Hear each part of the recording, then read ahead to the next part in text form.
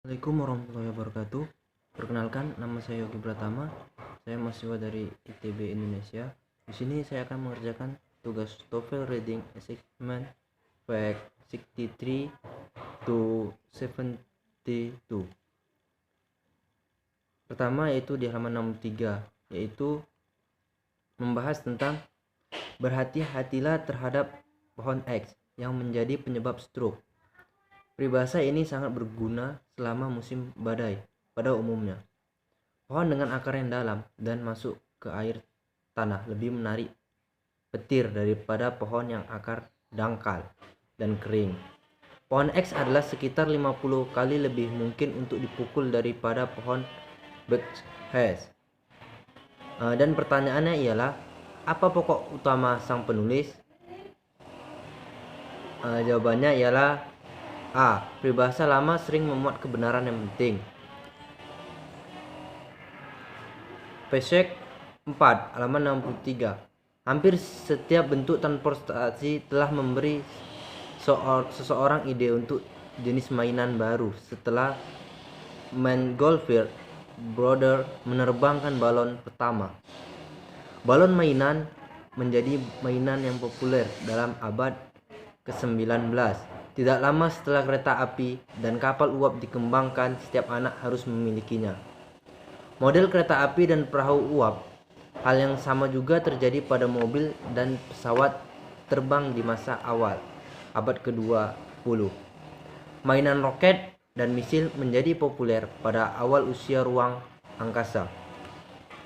Dan pada tahun 1980-an ada banyak versi yang berbeda dari mainan ulang-alik. Pertanyaannya ialah, ide utama dari bagian ini adalah bahwa jawabannya ialah C. Rancangan mainan mengikuti perkembangan transportasi. Pesek 5. Musik rakyat Amerika berasal dari orang-orang yang biasa sewaktu penduduk pedesaan terisolasi dan musik belum disebarkan melalui audio, radio, cakram digital, dan PD.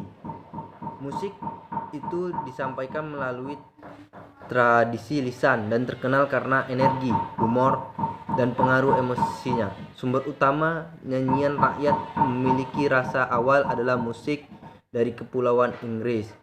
Tetapi nyanyian dari Afrika serta nyanyian orang India Amerika memiliki bagian yang signifikan dalam warisannya. Belakangan, para pemukim dari negeri-negeri lain juga menyumbangkan nyanyian-nyanyian. Pada abad ke-19, pengubah Stephen Foster menulis beberapa lagu yang paling populer, di antaranya Semua Lagu di Amerika, yang segera menjadi bagian dari tradisi rakyat. Sejak tahun 1930-an, Woody Guthrie mulai sangat populer karena menyesuaikan melodi dan lirik tradisional dan juga menyediakan melodi baru. Pada tahun 1950-an dan 1960-an, para penyanyi seperti Pete Seeger, Bob Dylan, dan John Bates melanjutkan tradisi ini dengan menciptakan musik rakyat urban. Banyak dari lagu-lagu ini membahas masalah-masalah sosial yang penting seperti integrasi ras dan perang di Vietnam. Tujuan utama dari paragraf ini adalah untuk, jawabannya ialah A. Menelusuri perkembangan musik rakyat Amerika.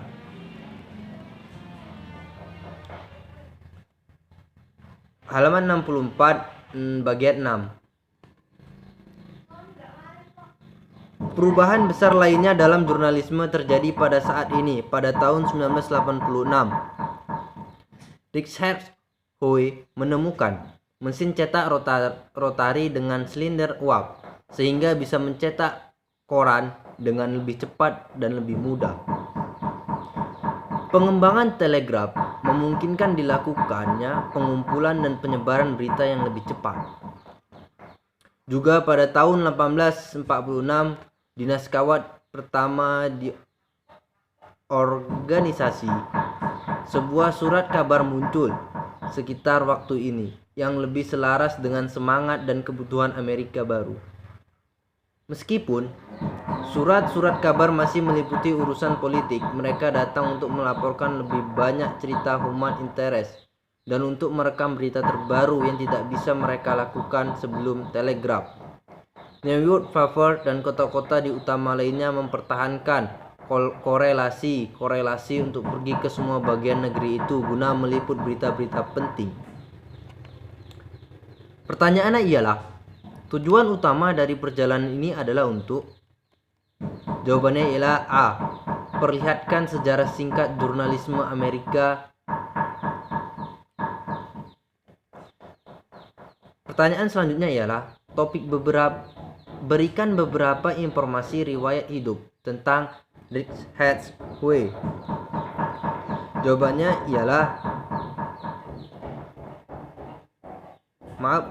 pertanyaannya ialah topik apa yang paling mungkin dalam paragraf ini yang didahulukan? Jawabannya adalah D. Perkembangan lain dalam bidang jurnalis. Pertanyaan selanjutnya ialah, nada dari bagian ini bisa digambarkan sebagai? Jawabannya ialah A. Objektif.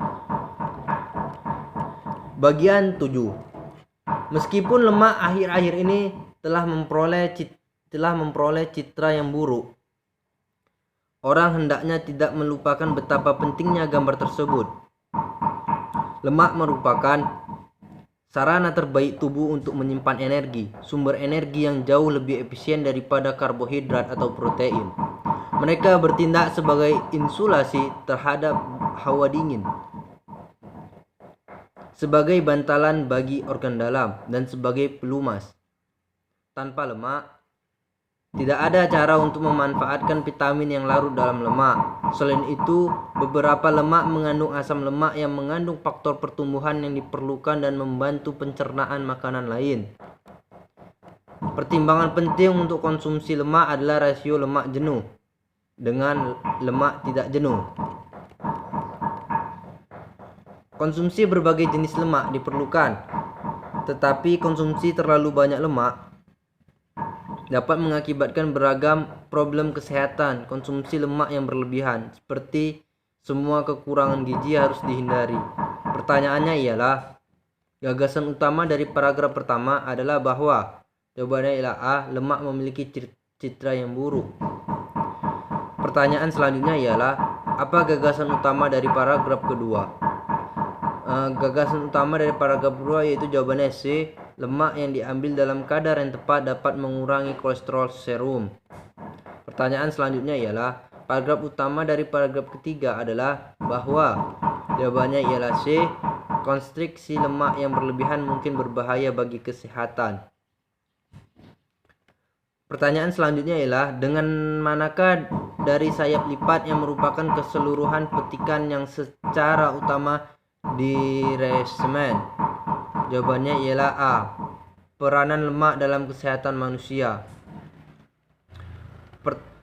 Halaman 65 yaitu, tanduk tumbuh dari tulang seperti simpul permanen di tengkorak rusa. Kijang menggunakan tanduk-tanduk mereka terutama untuk bertarung demi pasangan atau untuk memimpin suatu kawanan. Di antara kebanyakan spesies kijang, hanya yang jantan yang memiliki tanduk. Tetapi rusa kutub jantan maupun betina dan karibu memiliki tanduk. Rusa kasturi dan rusa air Cina tidak memiliki tanduk sama sekali. Rusa yang hidup di iklim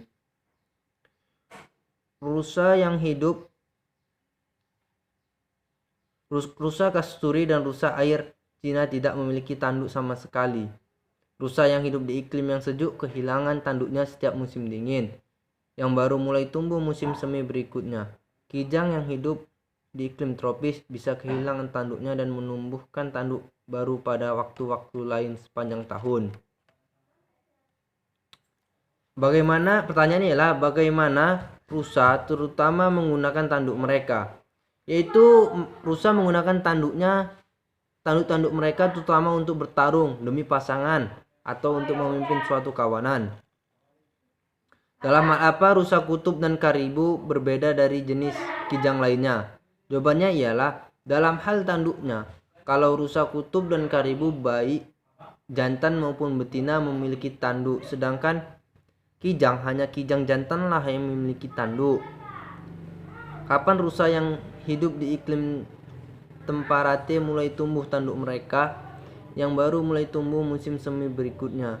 Menurut artikel ini, yang mana dari jenis berikut ini yang paling mirip kulit rusa? Faktor mana dari berikut ini yang mempengaruhi ukuran dan bentuk tanduk kijang? Ukuran dan bentuk tanduk kijang bergantung pada umur dan kesehatan binatang itu. Pada umur berapa rusa mendapatkan tanduk pertama mereka? Yaitu dari 1 ke 2 tahun. Apa yang terjadi pada tanduk rusa saat rusa tumbuh dewasa? Tanduknya pertama tumbuh pendek dan lurus. Pertanyaan nomor 8 sampai 17. Pada tahun 1862, selama Perang Sipil, Presiden Lincoln menandatangani Undang-Undang Morrill. Takaran ini dinamai baris untuk sponsornya. Anggota Kongres, belakangan Senator, Justin S. Morrill F. Vermont, yang secara populer disebut Tanah. Grant R. Itu disediakan setiap negara dengan 30.000 hektar tanah umum untuk setiap senator dan setiap perwakilan itu di Kongres. Ini menuntut agar tanah dijual, hasil diinvestasikan, dan pendapatan yang digunakan untuk menciptakan dan mempertahankan perguruan tinggi untuk mengajar pertanian dan teknik. Meskipun tidak semua negara menggunakan uang itu, seperti yang direncanakan, sekitar 30 negara membentuk lembaga-lembaga baru. Purdue Universitas, Kejahatan Illinois,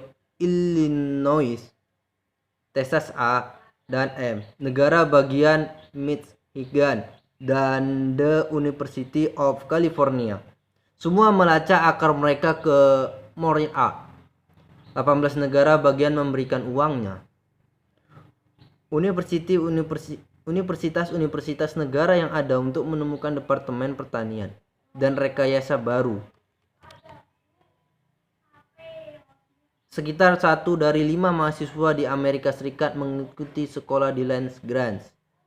Pertanyaannya ialah, kapan Morrill bertindak ditandatangani?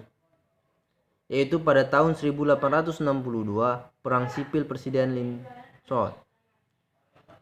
Siapa yang mensponsori pertunjukan Morrill? Yaitu anggota Kongres, belakangan Senator Justin S. Morrill F. Vermont, yang secara populer disebut Tanah. Berapa banyak tanah yang diterima setiap negara saat Morrill bertindak? 30.000 hektar. Berapa banyak negara menggunakan uang itu dengan cara yang dimaksudkan oleh Kongres? 18 negara bagian.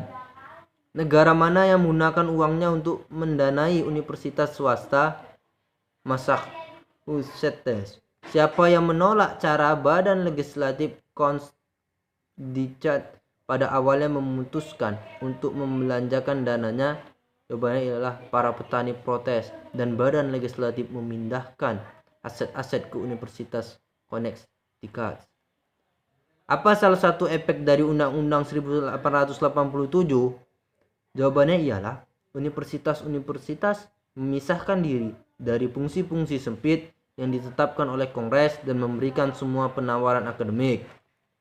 Berapa banyak lembaga hibah tanah yang beroperasi saat ini? Yaitu sekitar 69 institusi. Berapa persen mahasiswa di Amerika Serikat yang saat ini menghadiri lembaga Land Grants? Yaitu sekitar 1 dari 5 mahasiswa.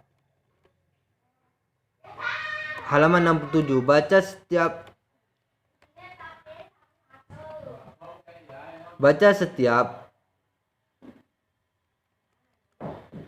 setiap bahannya, kemudian tandai pilihan jawaban yang paling baik digunakan untuk menggantikan ekspresi garis bawahi seperti yang muncul dalam kalimat. Planet nomor 1. Planet Merkurius terlihat dengan mata telanjang tapi tidak mudah planet untuk melihat. Jawabannya itu B, tanpa bantuan. Nomor 2. Setiap atlas mempunyai legendanya sendiri. Jawabannya itu C. Di atas garis salju, setiap lembah gunung dihuni secara permanen dengan salju. Jawabannya itu A, penuh. pabrik kaca di Toledo. Cio berkembang pesat setelah Michel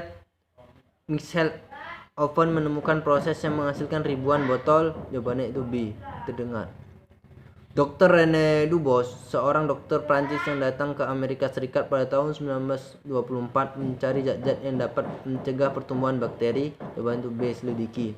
Akar tanaman lobak memiliki rasa menggigit. Jawaban itu A. Mengunyah. Double bass berbentuk seperti biola dan memiliki nada suara yang dalam dan kaya. Jawaban itu B. Perpustakaan umum adalah sumber daya yang dapat digunakan oleh seluruh masyarakat. Jawabannya itu C. Gunakan.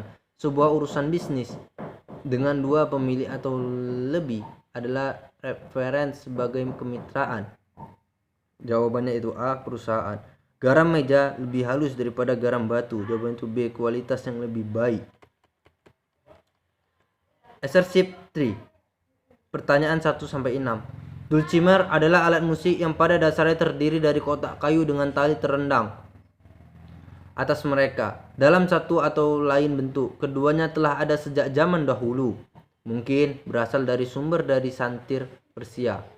Sekarang ada dua jenis, the dulcimer dan the Appalachian atau gunung dulcimer. Sarang lebah berbentuk seperti trapezoid.